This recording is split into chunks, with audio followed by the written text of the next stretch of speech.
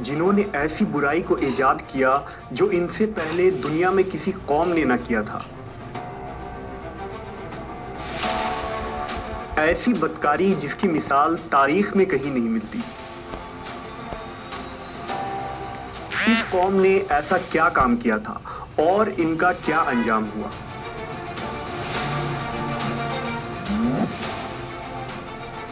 حضرت لوط علیہ السلام اللہ کے ایک برگزیدہ نبی تھے۔ آپ کے والد کا نام ہاران تھا جو تاریخ کے بیٹے تھے۔ آپ کی پیدائش عراق کے قدیم شہر اور میں ہوئی تھی۔ اس شہر میں ابراہیم علیہ السلام کا مسکن تھا۔ دراصل لوط علیہ السلام کے والد ہاران حضرت ابراہیم کے سگے بھائی تھے، یعنی حضرت لوط علیہ السلام حضرت ابراہیم کے بھتیجے تھے۔ چونکہ حضرت لوط علیہ السلام کے والد ان کے بچپن میں ہی انتقال کر چکے تھے، لہذا حضرت لوط کو حضرت ابراہیم نے بیٹا بنا کر پالا تھا۔ آپ حضرت ابراہیم پر سب سے پہلے ایمان لانے والوں میں شامل ہیں۔ آپ حضرت ابراہیم کے زمانے میں اہل سدوم کی رہنمائی کے لیے نبوت کے منصب پر فائز ہوئے۔ حضرت لوط کے بہت سارے معجزات ہیں۔ آپ جس وقت بارش کے لیے دعا کرتے تھے تو آسمان بادلوں سے بھر جاتا اور خوب بارش ہوتی تھی۔ حضرت لوط جس پتھر پر سر رکھ کر سوتے، اس پتھر پر آپ کے سر مبارک کا نشان بن جاتا تھا۔ سدوم وہ علاقہ تھا جہاں لوط علیہ السلام مبعوث فرمائے گئے۔ سدوم کے آس پاس 5 نہایت ہی خوبصورت شہر آباد تھے، جن میں سے ہر ایک کی آبادی 1,00,000 نفوس سے زیادہ ہی تھی۔ یہ علاقے نہایت ہی سرسبز و شاداب اور قدرت کی فیاضی کا حسین شاہکار تھا۔ یہاں باغات کی کثرت تھی، لہلہاتی کھیتیاں یہاں کی ضروریات سے کہیں زیادہ تھی۔ اردن، شام اور اسرائیل کے درمیان بسا ہوا یہ علاقہ نہایت ہی زرخیز تھا۔ وہاں طرح طرح کے اناج، پھل، میوے بکثرت پیدا ہوتے تھے، اور یہی وجہ تھی کہ آس پاس کے بستیوں کے لوگ بھی اپنی معاشی اور غذائی ضرورت کے لیے ان بستیوں کی طرف آتے تھے۔ مگر یہ بات اہل سدوم کے لوگوں کو بالکل بھی پسند نہ تھی۔ ان کے خیال میں ان کی بستیوں میں پیدا ہونے والے پھلوں، اناجوں اور سبزیوں پر صرف ان کا ہی حق تھا۔ وہ نہیں چاہتے تھے کہ دوسری بستیوں کے لوگ ان کے علاقے میں آئیں۔ ایک دن سدوم کے لوگ اس بات پر غور و فکر کر رہے تھے کہ باہر سے آنے والے لوگوں کو یہاں آنے سے آخر کیسے روکا جائے، کہ ابلیس ایک بزرگ کی شکل میں ان کے محفل میں آیا اور کہا، اگر تم ان سے پیچھا چھڑانا چاہتے ہو تو میرے کہنے پر عمل کرو۔ اس اجنبی بزرگ کی بات لوگوں نے بہت توجہ سے سنی۔ ابلیس نے کہا، میں کل بتاؤں گا۔ دوسرے دن ابلیس ایک خوبصورت جوان لڑکے کی بھیس میں آیا اور انہیں اپنی عورتوں کے بجائے مردوں کے ساتھ فعل بد کرنا سکھایا۔ ابلیس نے کہا کہ اگر تم ان بستیوں کے لوگوں سے نجات چاہتے ہو جو تمہاری بستی میں آ جاتے ہیں تو ایسا کرو کہ جب بھی کوئی شخص تمہارے علاقے میں آئے تو تم لوگ زبردستی اس کے ساتھ اپنی خواہش پوری کرو۔ اس طرح یہ لوگ اس بستی میں آنا چھوڑ دیں گے۔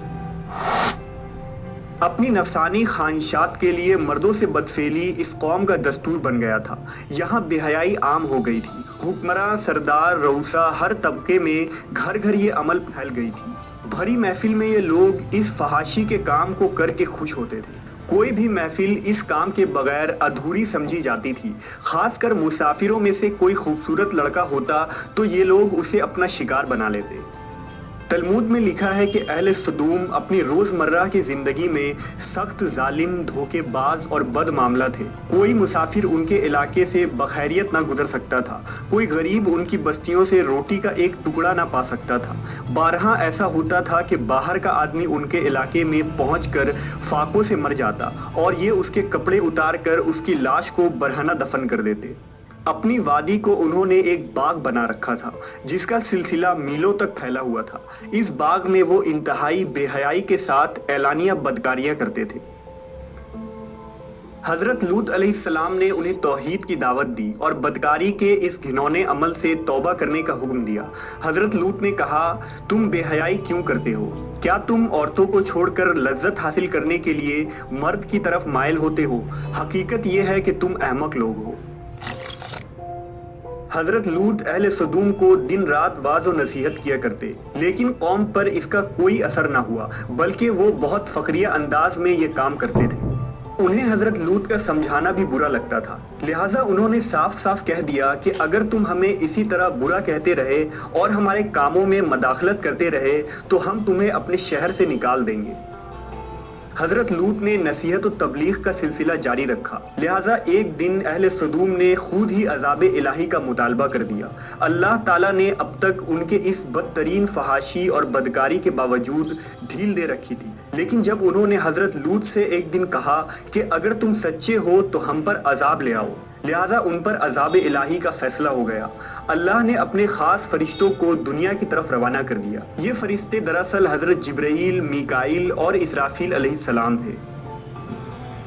پھر یہ فرشتے حضرت لوط علیہ السلام کے گھر تشریف لے آئے۔ حضرت لوط نے جب ان خوبصورت نوعمر لڑکوں کو دیکھا تو سخت گھبراہٹ اور پریشانی میں مبتلا ہو گئے۔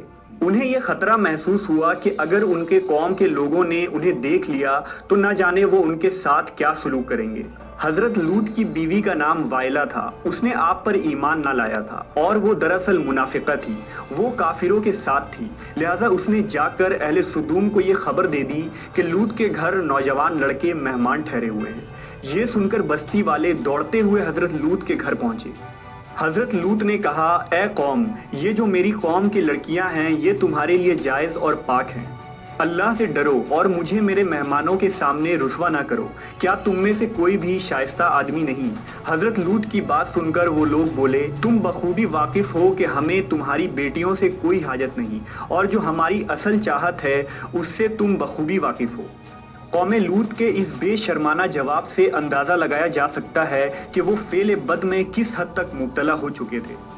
جب حضرت لوط علیہ السلام کی قوم ان کے گھر کی طرف دوڑتی ہوئی آئی تو حضرت لوط نے گھر کے دروازے بند کر دیے اور ان نوجوانوں کو ایک کمرے میں چھپا دیا۔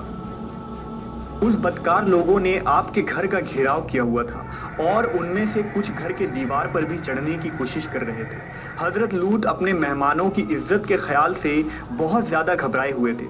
فرشتے یہ سب منظر دیکھ رہے تھے۔ جب انہوں نے حضرت لوط علیہ السلام کی بے بسی اور پریشانی کا یہ عالم دیکھا تو حقیقت سے پردہ اٹھاتے ہوئے یوں فرمایا، اے لوط، ہم تمہارے رب کے بھیجے ہوئے فرشتے ہیں، یہ لوگ ہرگز تم تک نہیں پہنچ سکیں گے۔ ابھی کچھ رات باقی ہے تو اپنے گھر والوں کو لے کر چل دو اور تم میں سے کوئی شخص پیچھے مڑ کر نہ دیکھے۔ اہل سدوم حضرت لوط کے گھر کا دروازہ توڑنے پر بضد تھے، لہٰذا حضرت جبرائیل علیہ السلام نے گھر سے باہر نکل کر اپنے پر کا ایک کونا انہیں مارا، جس سے ان سب کی آنکھوں کے ڈھیلے باہر نکل آئے اور بصارت زائل ہو گئی۔ یہ خاص عذاب ان لوگوں کو پہنچا جو حضرت لوط کے پاس بد نیتی سے آئے تھے۔ حضرت لوط علیہ السلام حقیقت حال جان کر مطمئن ہو گئے اور اپنے گھر والوں کے ساتھ رات ہی کو نکل کھڑے ہوئے۔ بیوی بھی ان کے ساتھ تھی، لیکن کچھ دور جا کر وہ واپس اپنے قوم کی طرف پلٹ گئی اور قوم کے ساتھ جہنم رسید ہو گئی۔ صبح کا آغاز ہوا تو اللہ کے حکم سے حضرت جبرائیل نے بستی کو اپنے پر سے اکھاڑ دیا اور پھر اپنے بازو پر رکھ کر آسمان پر چڑھ گئے، یہاں تک کہ آسمان والوں نے بستی کے کتے کے بھونکنے اور مرغوں کے بولنے کی آوازیں سنی۔ پھر اس بستی کو زمین پر دے مارا، جس کے بعد ان پر پتھروں کی بارش ہوئی۔ ہر پتھر پر مرنے والوں کا نام لکھا ہوا تھا۔ جب یہ پتھر ان کو لگتے تو سر پاش پاش ہو جاتے۔ صبح سویرے شروع ہونے والا یہ عذاب اشراق تک پوری بستی کو نیست و نابود کر چکا تھا۔ قوم لوط کی ان خوبصورت بستیوں کو اللہ نے ایک انتہائی بدبودار اور سیاہ جھیل میں تبدیل کر دیا، جس کے پانی سے رہتی دنیا تک کوئی فائدہ نہیں اٹھایا جا سکتا۔ سمندر کے اس خاص حصے میں کوئی جاندار، مچھلی، میڈک وغیرہ زندہ نہیں رہ سکتے، اس لیے اسے ڈیڈ سی یعنی بحر مردار کہا جاتا ہے، جو اسرائیل اور اردن کے درمیان واقع ہے۔ ماہرین آثار نے 10 سالوں کی تحقیق و جستجو کے بعد اس تباہ شدہ شہر کو دریافت کیا تھا۔ تحقیقات سے پتہ چلا تھا کہ اس شہر میں زندگی بالکل ختم ہو چکی ہے۔ اس شہر کے راستے اور کھنڈرات کو دیکھ کر آرکیولوجسٹ نے یہ اندازہ لگایا کہ جب یہ شہر تباہ ہوا تو اس وقت لوگ روزمرہ کے معمولات کے کاموں میں مشغول تھے اور یہاں زندگی اچانک ختم ہو گئی تھی۔ اہل سدوم جنہیں پتھر بنا دیا گیا تھا، ان کے بت ابھی تک بحر مردار کے پاس موجود ہیں، جو تا قیامت لوگوں کے لیے ایک عبرت ہے۔ آج یورپی ممالک میں انسانی آزادی کے نام پر اس بدکاری کی اجازت دی جاتی ہے اور اس فحش عمل کو فخر سمجھا جاتا ہے، مگر حقیقت یہ ہے کہ ہم جنس پرستی بالکل فطرت کے خلاف ہے، جس سے انسانی معاشرہ تباہ و برباد ہو جاتا ہے۔ روایتوں کے مطابق ایک مرتبہ حضرت سلیمان علیہ السلام نے شیطان سے پوچھا کہ اللہ کے نزدیک سب سے بدترین عمل کیا ہے؟ ابلیس بولا، جب مرد مرد سے بدفعلی کرے اور عورت عورت سے خواہش پوری کرے۔ حضرت ابن عباس سے روایت ہے کہ رسول اللہ صلی اللہ علیہ وسلم نے فرمایا کہ اس شخص پر اللہ پاک کی لعنت ہو جو قوم لوط والا عمل کرے۔